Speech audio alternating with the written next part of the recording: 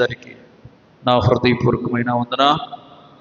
ఈ రాత్రి మరొకమారు ప్రభు యొక్క కృపాసనం యొద్ద సాగిలపడుటకు ప్రభు మనకిచ్చినటువంటి శ్రేష్టమైన దివ్యమైన సమయాన్ని బట్టి మరొకమారు మనము ప్రభువును స్తుతించుకుంటూ ఈ రాత్రి కాలము, ఈ 40 దినాల ఉపవాస ప్రార్థన కాలంలో 3వ దినం దేవుడు మనకిచ్చిన వాక్య భాగము, ఒక్క క్షణములో బూడిదైన భక్తులు.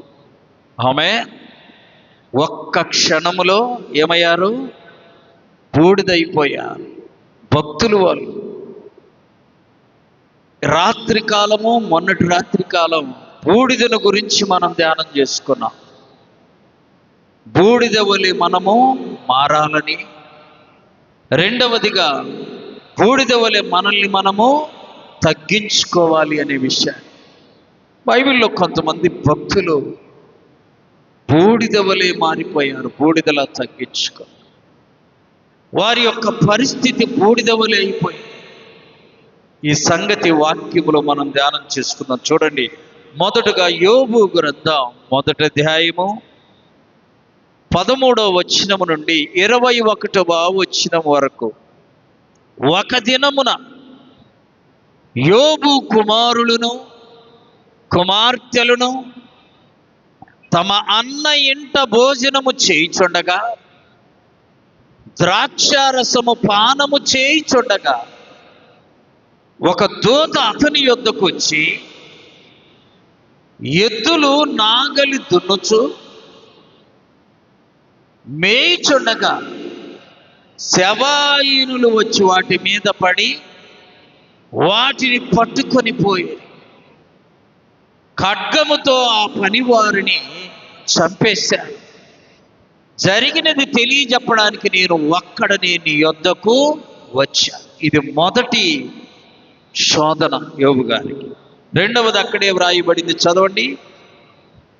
అతడు ఇంకనూ మాట్లాడుచుండగా మరి ఒకడు వచ్చి, దేవుని అగ్ని ఆకాశము నుండి పడి గొర్రెలను పనివారిని కాల్చేసింది. అది చెప్పడానికి నేను ఒక్కడనే వచ్చాను. రెండవ శోధన. మూడవది చదవండి. అతడు ఇంకనూ మాట్లాడుచూ ఉండగా మరి ఒకడు వచ్చి, కల్దీయులు 3 సమూహములుగా వచ్చి వాటిని కొనిపోయి ఖడ్గము చేత పనివారిని చంపించారు. అది తెలియ చెప్పడానికి నేను ఒక్కడనే వచ్చా. 4వ శోధన. అతడు ఇంకనూ మాట్లాడుచూ ఉండగా వేరొకడు వచ్చి, నీ కుమారులను నీ కుమార్తెలను తమ అన్న ఇంట భోజనము చేయుచుండగా, ద్రాక్షారసము పానము చేయుచుండగా, గొప్ప సుడిగాలి అరణ్య మార్గముగా వచ్చి ఆ ఇంటి 4 మూలల పట్టగా, అది యవ్వనుల మీద పడినందున వాళ్ళు ఏమయ్యారు? చెప్పాలి. ఇప్పుడు యోబు దగ్గర బూడిద తప్ప మరేమి చెప్పాలి? ఏమి? ఇప్పుడు 3వ వచనం చదవండి. 1వ అధ్యాయము 3వ వచనం. 7,000 గొర్రెలను, 3,000 ఒంటెలను, 500 జతల ఎడ్లను, 500 ఆడుగాడిదలను కలిగి బహుమంది పనివారును అతనికి ఆస్తిగా ఉండెను. తర్వాత మాట, కనుక తూర్పు దిక్కు జనులందరిలో అతడే. ఎప్పుడు? మొదటి రోజు. ఆమె ఇవన్నీ పోక ఉన్నటువంటి మొదటి రోజు తూర్పు దిక్కు జనులందరిలో అతడే గొప్పవాడు. ఒక్క క్షణములో, ఒక్క రోజు ఉన్నదంతా ఏమైపోయింది? ఊడ్చుకొని. నిన్నటి వరకు తూర్పు దిక్కు జనులందరిలో ఎలాంటోడు? గొప్పవాడు. ఇట నువ్వు తూర్పుకు తిరిగి ఎంతమంది ఉన్నారో తూర్పు దిక్కున వాళ్ళందరిలో కల్లా గొప్పవాడు. ఒక్కరోజే తనకున్నదంతా బూడిదైపోయింది. యోబు గారి దగ్గరికి ఎవరన్నా వెళ్ళి, అయ్యా నీకేముంది ఆస్తి అంటే, ముందటి రోజు చెబుతాడు 7,000 గొర్రెలు, 300 ఒంటెలు, 14,000 గొర్రెలు, ఇవన్నీ చెప్పగలుగుతాడు. ఎప్పుడు? ముందటి రోజు, శోధన రాకుండా ఉన్న రోజు. ఇప్పుడు ఏం చెబుతాడంటే నా దగ్గర చెప్పాలి ఏమి? చూసారా భక్తుడేంటి ఏ స్థితికి వచ్చాడు? బూడిద వలె మారిపోయాడు. ఇప్పుడు చదవండి 20వ వచనం 21వ వచనం, మొదటి అధ్యాయము 20, 21.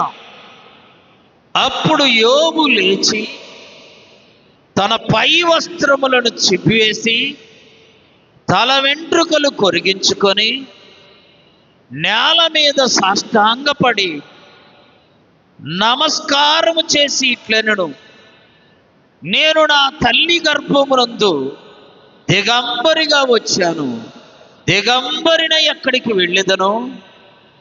దేవుడు ఇచ్చాడు, దేవుడు తీసుకొని పోయాడు, దేవుని నామానికి బూడిదలో వెళ్ళి కూర్చున్నాడు. యోబు గారు అటు ఇంటికి వెళ్ళి చూస్తే ఇళ్ళంతా ఏమైపోయింది? కూలబడిపోయింది. బిడ్డలున్నారా అని చూస్తే బిడ్డలందరూ ఏమయ్యారు? చనిపోయారు. 10 మంది పిల్లలు ఒక్కరోజే. ఎన్ని రోజులు? ఒక్కరోజు. ఒక్క క్షణమందే ఉన్నదంతా పోతే యోబు గారు వెళ్ళి బూడిదలో కూర్చుంటే, ప్రియులారా, నిన్నటి వరకేమో అతడు తూర్పు దిక్కు జనులందరిలో గొప్పోడు, ఈ క్షణమందు చెప్పండి ఏమీ లేనివాడు, ఏమీ లేనివాడు. ఎన్టీ రామారావు గారు ముఖ్యమంత్రి మొట్టమొదట అయినప్పుడు పెద్ద తుఫాను వచ్చింది ఆంధ్రప్రదేశ్. తుఫాను వస్తే జోలి కట్టుకుని అందరిని చందాలు అడిగాడు. జోలి కట్టుకుని అందరినీ చాలామంది చందేస్తున్నారు. ఒకడెవడు కాస్త తెలివి కళ్ళోడు ఉండి అడిగాడంట, అయ్యా నువ్వు ఎంత వేసావన్నాడు ఆయన్ని. మా అందరినీ నువ్వు చందాలు అడుగుతున్నావు, మా అందరిని చందా వేయమంటున్నావు, మరి నువ్వెంత చేసావంటే నా దగ్గర బూడిద తప్ప ఏమీ. చూసారా? అంటే మనిషి ఏ క్షణములో ఎలా మారిపోతాడో తెలియని. యోబు గారు అంత గొప్పవాడు తూర్పు దిక్కు జనులలో, ఇప్పుడేమో ఏమీ లేనివాడు. ఇక ఆ సమయంలో ఆయన పరిస్థితి మనం చూస్తే చూడండి, వాక్యములో 12వ అధ్యాయము 4వ వచనం. అమ్మా కాసేపటికి నా స్నేహితుడికి నేను ఎగతాళిగా అయిపోయాను. అపహాస్యం అంటే ఎగతాళి. యోబు గారు అంటున్నాడు, అయ్యా నేను నా స్నేహితులకు ఎలా ఉన్నాను? అమ్మా అటు రావచ్చమ్మా గుమ్మం, మీ అందరికి ఎక్కడికక్కడికో ఒకళ్ళు తొక్కుంటూ వస్తున్నారని ఎక్కడికక్కడ. యోబు గారు అంటున్నాడు, నా స్నేహితులకు నేను ఎగతాళైపోయాను. 11వ అధ్యాయము 14వ వచనం. అమ్మా పాపము నీ చేతిలో ఉండుట చూసి నీవు దానిని విడిచిపెట్టాలంటున్నాడు ఒక స్నేహితుడు వచ్చి. యోబు చేతిలో ఏముందంట? పాపం ఉందంటున్నాడు. దేవుడు ఏం చెప్పాడో చూద్దాం. 1వ అధ్యాయము చూడండి, యోబు గ్రంథం 2వ అధ్యాయము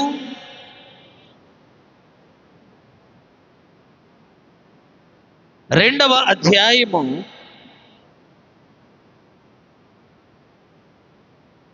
3వ వచనం. అందుకు యెహోవా,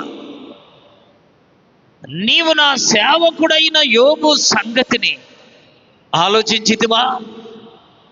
అతడు యథార్థవంతుడు, న్యాయవంతుడు, దేవుని యందు భయభక్తులు గలవాడు, చెడుతనమును విసర్జించినవాడు, భూమి మీద అతని వంటివాడు లేడు.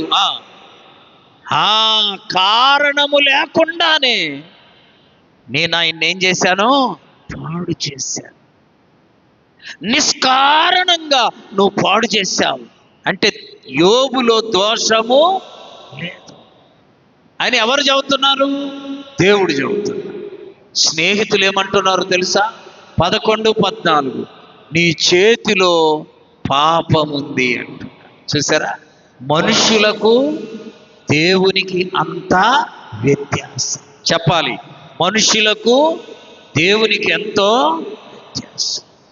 మనుషులు ఈరోజు నిన్ను పొగుడుతారు, అదే నోటితో రేపు నిన్ను తిడతారు. దేవుడు అలా కాదు. దేవుడేమో భూమి మీద అతని వంటి వాడు ఎవడు లేడంటుంటే, నిష్కారణంగా అతన్ని పాడు చేశావు సైతానాన్ని దేవుడు అంటుంటే, స్నేహితులు అంటున్నారంట నీ చేతిలో పాపం ఉంది. నీ పిల్లలేమన్నా పాపం చేశారేమో. అందుకని మనం ఎవరి సాక్ష్యం నమ్మాలి? చెప్పాలి, ఎవరి సాక్ష్యం నమ్మాలి? దేవుని దృష్టిలో మనకు మంచి సాక్ష్యం ఉంటే చాలంతే. మనుషుల సాక్ష్యం మనకు అక్కరా. మనుషులు ఈరోజు పొగుడుతారు, రేపు తిడతారు. ఈరోజు పొగుడుతారు, రేపు దూషిస్తారు.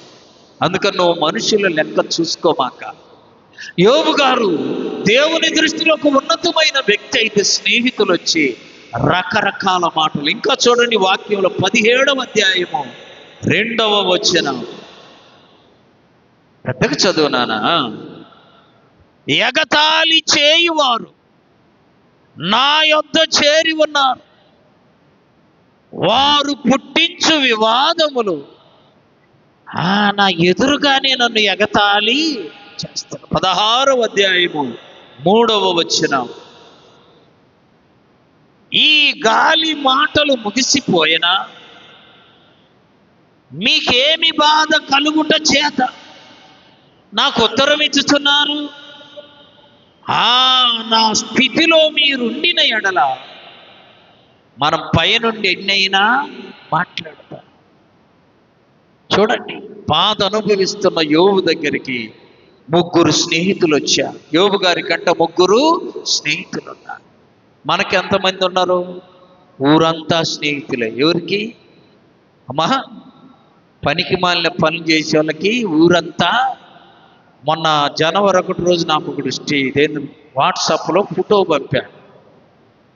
ఎలాంటి వాళ్ళు తెలుసు? అందరూ 4 సార్లు దాగి వాళ్ళందరూ వీడు ఒక్కసారి దాగోని మధ్యలో పెట్టుకొని చుట్టూ 4 సార్లు దాగి వాళ్ళందరూ కలిసి ఒక ఫోటో తీసి నాకు పెట్టి, ఎందుకు వచ్చిందా ఇదని వాడిని అడిగితే, నా కోసం ప్రార్థన చేయి. నీ కోసం చేయాలన్నా, నీ చుట్టూ ఉన్న వాళ్ళ కోసము చేయాలి. వాళ్ళు నాకంటే ఎక్కువ తాగుతారు, వాళ్ళ కోసం వద్దు, నా ఒక్కడి కోసము.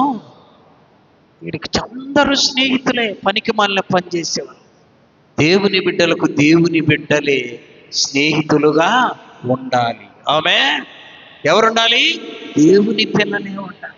అది దేవుని బిడ్డలకి గొప్పదనిత. యోబు గారికి 3 స్నేహితులు ఉంటే 3 స్నేహితులు వచ్చి ఆయన మీద నింద మోపుతారు. చూడండి 19వ అధ్యాయం 14వ వచనం. యోబు గ్రంథం 19:14. నా బంధువులు నా యొద్దకు రాకయున్నారు, నా ప్రాణ స్నేహితులు నన్ను మరిచిపోయారు. బంధువులు రారు, ఎవరి దగ్గరికి వస్తారు? అమ్మ ఏదన్నా ఉంటే వాళ్ళ దగ్గరికి వద్దన్నా బంధువులే. ఏమీ లేదనుకో, ఎవరు నీ యొద్దకు బంధువుల సంగతి అంతే, గుర్తుపెట్టుకో. అందుకని మన పెద్దోళ్ళు చెప్పారు, చేతిలో బెల్లం ఉన్నంత వరకే కాకి బలగం అంట. ఏ బలగం? దేన్ని చూసి?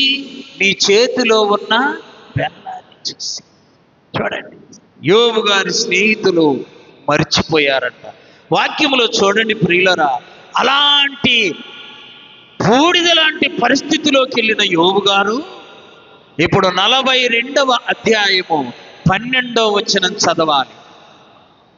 యెహోవా యోబును మొదట ఆశీర్వదించినంత కంటే మరి అధికముగా ఆశీర్వదించాడు. బూడిదైన నీతిని తప్పల, బూడిదైపోయిన తన స్థితి అంతా నాశనమైపోయిన నీతిని తప్పల, దేవుడి మీద నేరం మోపిన వాడు కాదు. అంతేకాదు, తనకున్నదంతా పోయిన దేవునికి మహిమ కలుగును గాక అన్నాడు. కాబట్టి ప్రియులారా, దేవుని బిడ్డల జీవితాల్లో కొన్నిసార్లు బూడిద లాంటి పరిస్థితిలోకి వెళ్ళిపోతావు. నువ్వు ఆ బూడిదైపోయానని బాధపడమాక, దేవుడు నిన్నే రెండంతలుగా చెప్పాలి ఆశీర్వదిస్తాడు. చప్పట్లు కొట్టి ప్రభువును మహిమపరచాలి. రెండవ భక్తుని మనం చూస్తాం దేవుని యొక్క పరిశుద్ధ గ్రంథంలో. సమూయేలు 2వ గ్రంథం 15వ అధ్యాయము 30వ వచనం. సమూయేలు 2వ గ్రంథం 15వ అధ్యాయం 30వ వచనం. అయితే దావీదు ఒలీవ చెట్ల కొండ ఎక్కుచు ఏడ్చుచు తల ఏం చేశాడంట, కప్పుకొని పాదరక్ష లాంటి చెప్పులు లేకుండా కాలి నడకన వెళ్ళాడు. అంతకు ముందు రోజు దావీదు రాజు. దావీదు ఎవరు? రాజు. చెప్పులు లేకుండా, చెప్పండమ్మా, మీకు దండం పెడ చెప్పండమ్మా, చెప్పులు లేకుండా నడుస్తాడా? అసలు ఇప్పుడు ఎవరు నడవట్ల తెలుసా అండి? మేము చిన్నపిల్లలప్పుడు వారం రోజులు బతిమిలాడి ఏడ్చి అమ్మా అన్నం తినకుంటుంటే అప్పుడు చెప్పులు కొనిచ్చావు. ఈ వారం ఒట్టి కాళ్ళ తిరగా, ఇప్పుడు రేపు చెప్పులు పోతాయినాక ఈ రోజు ఒక జత ఉంటే ఇంకొక జత కొంటాం. మొన్ననే జయలలితని మద్రాసు తమిళనాడు రాష్ట్ర మాజీ ముఖ్యమంత్రి, ఆమె ఆస్తులు రాస్తూ ఆమె చెప్పులంట 750 జతలు ఉన్నాయంట. ఎన్ని? అసలు మన ఊరందరినీ తలా ఒకటి వేసుకున్నా మిగిలిపోతుంది. ఎన్ని చెప్పులంట కదా. దావీదు రాజు ముందు రోజు, ఇప్పుడు చెప్పులు లేనివాడు. చెప్పులు కూడా, చెప్పండి, చెప్పులు కూడా ఎంత ఉన్నతమైన స్థితిలో ఉన్న రాజు తల కప్పుకొని ఏడ్చుతూ చెప్పులు లేకుండా కొండలో, అడవిలో కొండ ఎక్కుతా ఉన్నాడంట. చదువుమా ఇంకా. పాదరక్షకులు లేకుండా కాలినడకన వెళ్ళెను. అతని యొద్దనున్న జనులందరూ తలలు కప్పుకొని, ఇంకా రాజు ఏడిస్తే ఆయన దగ్గర ఉన్న వాళ్ళు కూడా ఏడుస్తా ఉంటారు. ప్రియులారా, దావీదు రాజు ముందటి రోజు, ఇప్పుడేమో ఏమీ లేని బూడిదతో సమానం. బూడిదతో అడవిలో కొండలు ఎక్కుతున్నాడు, ఏడుస్తా ఉన్నాడు. ఆ సమయంలో ఇంకా పరిస్థితి చూడండి. అదే అధ్యాయంలో చదువుమా, 16వ అధ్యాయము 5వ వచనము నుండి 11వ వచనం వరకు. రాజైన దావీదు వచ్చినప్పుడు షిమి అను ఒకడు అచ్చట నుండి వచ్చి వెంట అంటే వెనకాల పరిగెత్తుకుంటూ దావీదుని ఏం చేస్తున్నాడు? శపిస్తుండు. జనులందరూ దావీదుకి ఇటువైపు అటువైపు సైన్యం ఉంది, అయినా ఒకడు వచ్చి దావీదుని ఏం చేస్తున్నాడు? దూషిస్తా, శపిస్తా ఉన్నాడు. ఏమని అంటున్నాడు? రాజైన దావీదు మీదను అతని సేవకుల మీదను రాళ్ళేస్తున్నాడంట. ఏమేస్తుండు? రాజు ఏంది, ఒక సామాన్య మనుషుడు వచ్చి ఆయన మీద ఏమేస్తుండు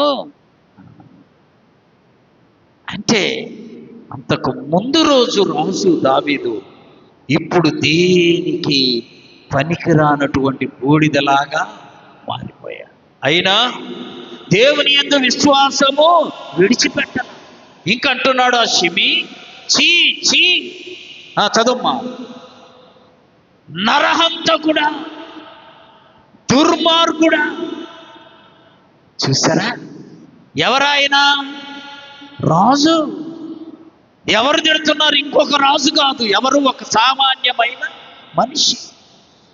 దుర్మార్గుడా అంటున్నారు. మామూలు రాజుగా ఉన్నప్పుడు అనగలడా? అనగలడు.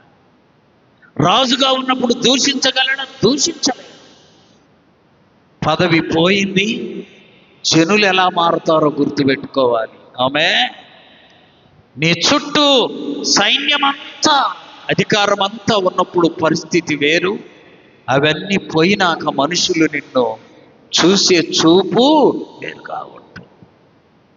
దావీదును తిడుతున్నాడు షిమి, నరహంతకుడా, దుర్మార్గుడా, రకరకాలుగా దూషిస్తుంటే దావీదు గారు అంటున్నాడు, ఆ పక్కనున్నోళ్ళు, అయ్యా వీని చంపేద్దామా అని అంటే ఏమన్నాడు తెలుసా? చదువుమా. అందుకు రాజు, చేయూరు కుమారులారా, మీకు నాకు ఏమి పొందిక? వానిని తిట్టనివ్వండి.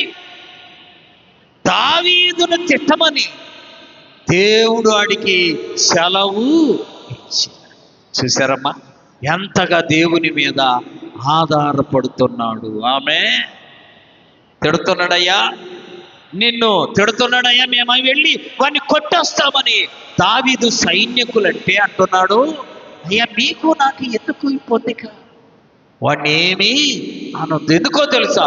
దేవుడే వాడిని తిట్టమని సెలవిచ్చాడు.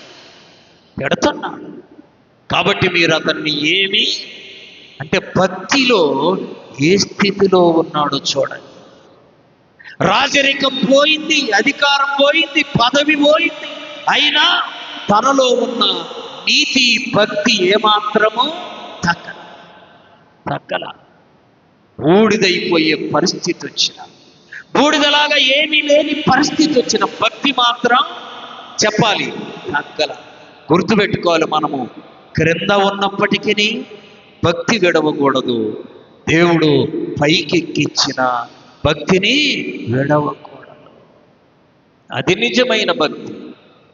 నువ్వు ఏ స్థితిలో ఉన్నా. అందుకని పౌలు గారు అంటాడు, దీన స్థితి అందునా సంపన్న స్థితి అందునా నడచినను ఎగిరినను సంతృప్తి కలిగి యుందునే. దీన స్థితి అందునా సంపన్న స్థితి అందునా నడచినను ఎగిరినను సంతృప్తి కలిగి యుందునే. ఏ స్థితిలో ఉన్నా సరే, నన్ను తిట్టేవాడా వీడు సంగతి చూడండి అని అల్లా. తన భక్తిని దావీదు కోల్పోను. కొన్నిసార్లు నీ పరిస్థితి దారుణంగా మారిపోయినా నీ భక్తిని నీవు ఎన్నడూ విడవకూడదు. చప్పట్లు కొట్టి ప్రభును మహింపరచు.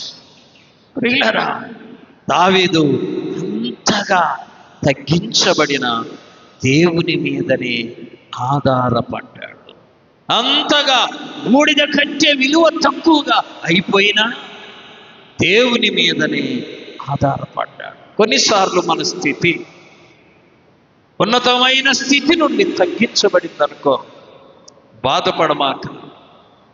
నా దేవుడు, మనం ఆరాధించే దేవుడు తగిన సమయంలో మనలను హెచ్చిస్తాడు. పేతురు రాసిన మొదటి పత్రిక 5వ అధ్యాయము 6-7 వచ్చిన, దేవుడు తగిన సమయమందు మిమ్మును హెచ్చించునట్లు ఆయన బలిష్టమైన చేతి క్రింద దేన మనస్కులై ఉండుడి. దేన మనస్కులై ఎప్పటిదాకా? ఆయన హెచ్చించిందాకా.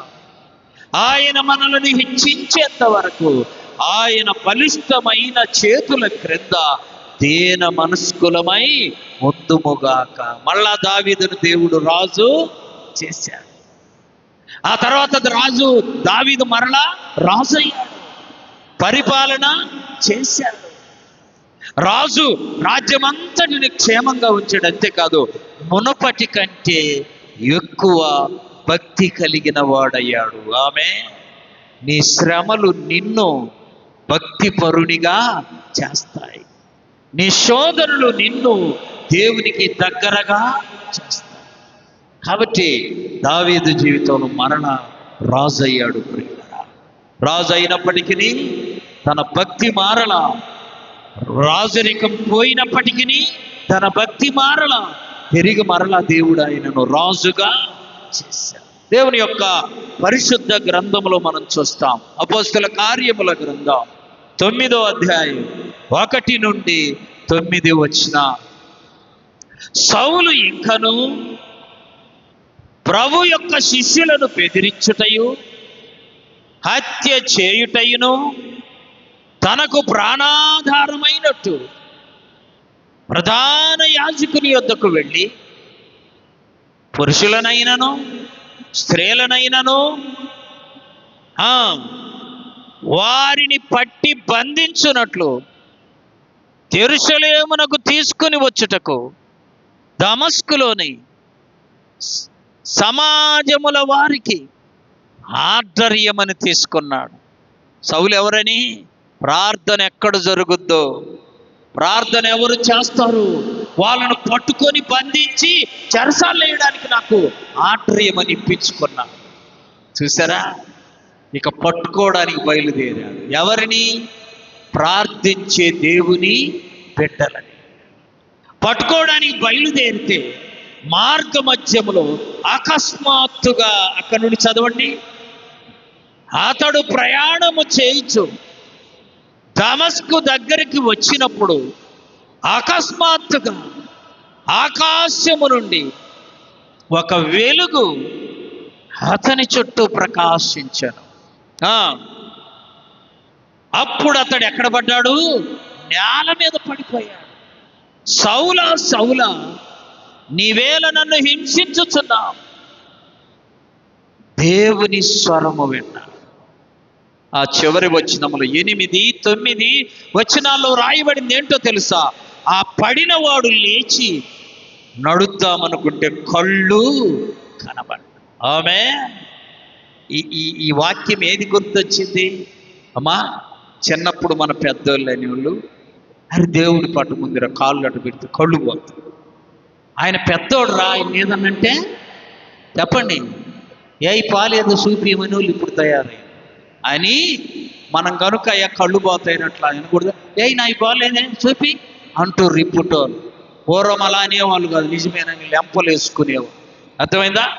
ఇక్కడ సౌలు దేవుని బిడ్డలను హింసించటానికి బయలుదేరితే ఏం పోయినాయి? కళ్ళు పోయాయి. ఇప్పుడు ఎవరన్నా పట్టుకొని నడిపించే పరిస్థితిలోకి వచ్చేసారు. అన్నీ ఉన్నవాడే సౌలంటే. ప్రయాణం చేయాలంటే గుర్రము, రథము. ఇప్పుడు ప్రయాణం చేయాలంటే ఏమి? ఇక ప్రభువులోకి వచ్చినాక ఆయన స్టేట్మెంట్ ఏంటో తెలుసా? నా మట్టుకైతే బ్రతుకుట క్రీస్తే, చావైతే లాభము, చావైతే మేలు. చూసారా? అంటే నేను ప్రభు కొరకే బ్రతుకుతా, ఒకవేళ చచ్చిపోతే నాకెంతో. అంతేకాదు, ఇంకొక మాట అన్నాడు, ఏమన్నా తెలుసా? దేవుని కొరకు నేను ఈ సమస్తము పెంటతో సమానముగా. ఒకప్పుడు గుర్రపు బండి మీద తిరిగిన వ్యక్తి ఇప్పుడు ప్రభువులోకి వచ్చినాక ఎంత తగ్గింపో తెలుసా? సౌలును కొట్టుకుంటూ ఈడ్చుకొని పోయేవాడు. ఈడ్చుకొని వెళ్ళి చెరసాలలో వేశారు. ఎవరిని ఏమీ అనలా, ఎవరిని ఏమీ చేయలా. అర్ధరాత్రి వేళ లేచి పాటలు పాడి ప్రభువును మహిమపరిచి అద్భుతాలను లోకానికి చూపాడు. ప్రియులారా, ఎంతగా మారిపోయాడో చూడండి. సౌలు పౌలుగా మారినాడు. సౌలుగా ఉన్నప్పుడు ఒక అధికారి, ఆర్డర్ పొందుకుంటున్నాడు, అందరినీ హింసించాడు, చెరసాలలో వేయించాడు. ఇప్పుడు అధికారి కాదు, యాచకుడైపోయాడు. సౌలును పట్టుకొని పౌలును కొట్టి హింసించి కొండ వేసి తీసుకెళ్లి చెరసాలలో వేస్తే కూడా ఎవరిని ఏమీ అనలా. ఎందుకో తెలుసా? బూడిదవలే తనను ఈ లోకములో తనను తాను తగ్గించుకున్నాడు.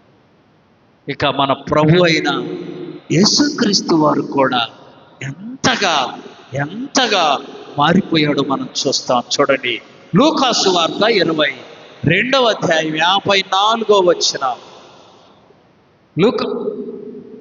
వారు ఆయనను పట్టి ఏం చేశారంట? ఈడ్చుకొని పోవడం. తెలుసా అమ్మా? ఈడ్చుకొని పోవడం తెలుసా? ఎత్తుకొని పోలా, చెప్పలు ఏం చేశారు? ఈడ్చుకొని పోయారు. నేల మీద ఈడ్చుకొని పోయారు. ఆయన ఏమీ చేయలేడా? ఏమైనా చెయ్యగలిగిన దేవుడు. అందుకని మనము మత్తయి సువార్తలో చూస్తే అక్కడ వ్రాయబడిన మాట ఏంటో తెలుసా? ప్రభువును పట్టుకోవడానికి వస్తే పేతురు అంటాడయ్యా, కత్తి తీసుకొని వీళ్ళను నరుకుదామా అని అంటే, యేసు ప్రభు అంటాడు, పేతురు, నేనిప్పుడు తండ్రిని వేడుకొనలేనని వేడుకుంటే 12 సేనా వ్యూహముల కంటే ఎక్కువ సైన్యము నా యొద్దకు రారని నువ్వు అనుకుంటున్నావా? చూసారా? ప్రభువును ఈడ్చుకొని పోతుంటే పేతురు అంటున్నాడయ్యా, కత్తి తీసుకొని నరుకుదా. నరకాల్సిన పనిలా. ప్రభువారు మాట మాత్రం సెలవిస్తే సముద్రం ఏమైంది? నిమ్మలమైపోయింది. సముద్రం నిమ్మలమై, తెలుసా? ఆయన మాట మాత్రము సెలవిస్తే గాలి అంట ఏమైపోయింది? నిమ్మలమైపోయింది, ఆటిపోయింది. అలాంటి ప్రభు అమ్మ ఈ లోకములో ఎంతగా తగ్గించుకున్నాడంటే ఈడ్చుకొని పోతా ఉన్నాడు. కానీ ఎవరిని ఏమీ అనడు. అంతేకాదు, ఆయన ముఖం మీద ఉమ్మి ఊశారు, కానీ ఎవరిని ఏమీ అనడు. ఆయన వెంట్రుకలు పట్టుకుని లాగారట, తలపైన ముండ్ల కిరీటం పెట్టారు. తండ్రి తండ్రి అని తండ్రికి విన్నవించుకున్నాడు, కానీ ఈ భూమి మీద తన అధికారాన్ని చూపించిన వాడు కాదు. తన అధికారాన్ని చూపించల. ఒకవేళ యేసయ్యంట తండ్రిని వేడుకుంటే 12 సేనా వ్యూహములు అంటే అర్థం ఏంటో తెలుసా? ఒక సేనా వ్యూహం అంటే 6,000 మంది. 12 సేనా వ్యూహాలంటే 12 ఆర్లు 72,000 మంది వస్తారు ఆయనకైనా ప్రార్థన చేస్తే. ఎంతమంది? 72,000 మంది వస్తారు సైనికులు. ఒక్క సైనికుని యొక్క, ఒక్క దేవదూత యొక్క శక్తి ఎంతో తెలుసా? 1,50,000 మంది. ఒక దేవదూత ఎంతమందిని చంపగలదో తెలుసా? 1,50,000. అలాంటి దేవదూతలు ఎంతమంది వస్తారు? యేసయ్య వేడుకుంటే 72,000 మంది వస్తారు. కానీ ఆయన అలా వేడుకున్న వాడు. అందుకనే ఈ లోకంలో సంపూర్ణంగా దేవుని బిడ్డలు అన్నీ చేయగలిగి ఉండి కూడా ఏమీ చేయలేని వారిగా తమను తామే చెప్పాలి తగ్గించుకో, తమను తామే తగ్గించుకో. ఒక గొప్ప దైవజనుడు హైదరాబాదులో, దైవజనుడు ఒక ఇల్లు కట్టుకుంటుంటే ఆ స్థలము అందులో సగం మాది అని ఆ పక్కనున్న వాళ్ళు గొడవకు వచ్చారంట. ఆయన ఏమీ అనలా, అయ్యా నాది అంటున్నాడు. వినకుండా ఆయనను కొట్టడానికి అలా చెయ్యి ఎత్తాడంట. ఎత్తి కొట్టబోయి ఈయన మౌనంగా ఉన్నాడు, ఇంటికి వెళ్ళిపోయాడు. ఆ రాత్రికి ఆ చెయ్యి పని చేయకుండా ఆగిపోయిందంట. చూసారా? పని చేయకుండా మరలా ఉదయాన్నే దగ్గరికి వచ్చి, అయ్యా నన్ను క్షమించు, నీ మీదకి చెయ్యి ఎత్తాను, ఈ చెయ్యి ఏమైపోయింది? ఆగిపోయింది. ప్రియులారా, దేవుడు నువ్వు బూడిదైపోతుంటే చూస్తూ ఊరుకునేవాడు కాదు.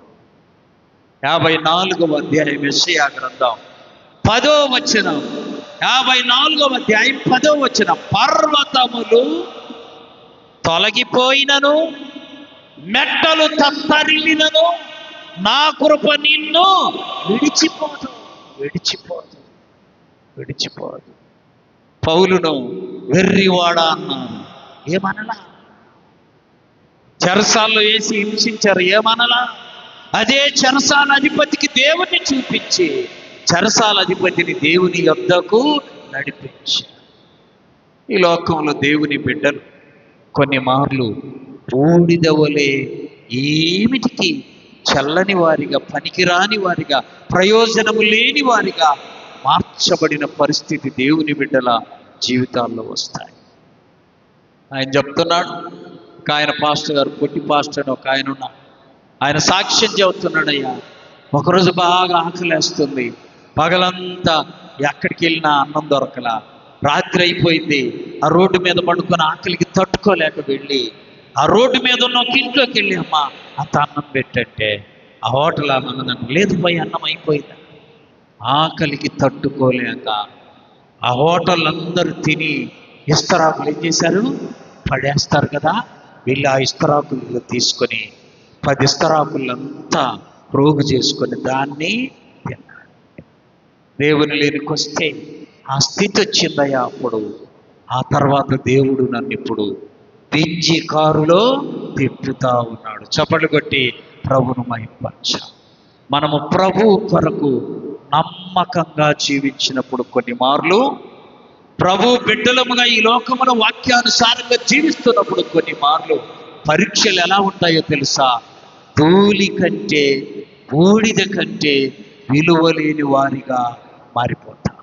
అయినా నీతిని విడవకూడదు. చదవండి యోబు గ్రంథం 27వ అధ్యాయము 5, 6 వచనాలు. యోబు గ్రంథం 27, 5, 6 వచనాలు. మరణము వరకు నేను ఎంత మాత్రము యథార్థతను విడవను, నా నీతిని విడువక గట్టిగా. ఎప్పటిదాకా ఎడవ యథార్థతను వదలనట్ట? మరణం వరకు. ఎప్పటిదాకమ్మా? చచ్చిపోయి దాకా నేను యథార్థతను వదలనే. బూడిదైపోయింది, ఉన్నదంతా బూడిదైపోయింది. కానీ యోబులో యథార్థత మాత్రము తగ్గల.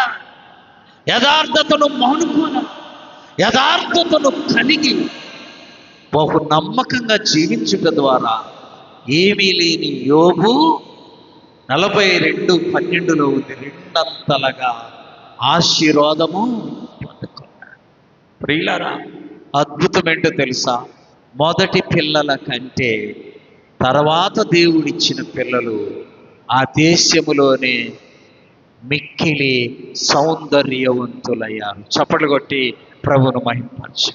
దేవుని బిడ్డలమైన మనకి ఏ శోధనన్నా రాని, ఏ శ్రమన్నా రాని, శ్రమల కాలములో వాటి పవర్ను మనము జయించాలంటే ఈ 40 దినాల శ్రమల కాలములో దేవునికి దగ్గరగా జీవించి దేవుని శక్తి చేత నింపబడుదుముగాక. దేవునికి దగ్గరయ్యేదే ఉపవాసం. ఉపవాసం అంటే అర్థము దేవునికి దగ్గర. ఎవరు దేవునికి దగ్గర అవుతారో వాళ్ళు సైతానుకు దూరం అవుతారు. ఎవరు దేవునికి దూరం అవుతారో వాళ్ళు సైతానుకు దగ్గర అవుతారు. ఎవరు కావాలి నీకు? ఆలోచించు. ఈ శ్రమల కాలంలో ఈ శిలువ ధ్యానాలతో మనల్ని మనం ఆత్మీయంగా బలవంతులముగా సిద్ధపరచుకొని ప్రభువుకు సమీపముగా జీవించి ప్రభు యొక్క రాజ్యములో ప్రవేశించుదుముగాక.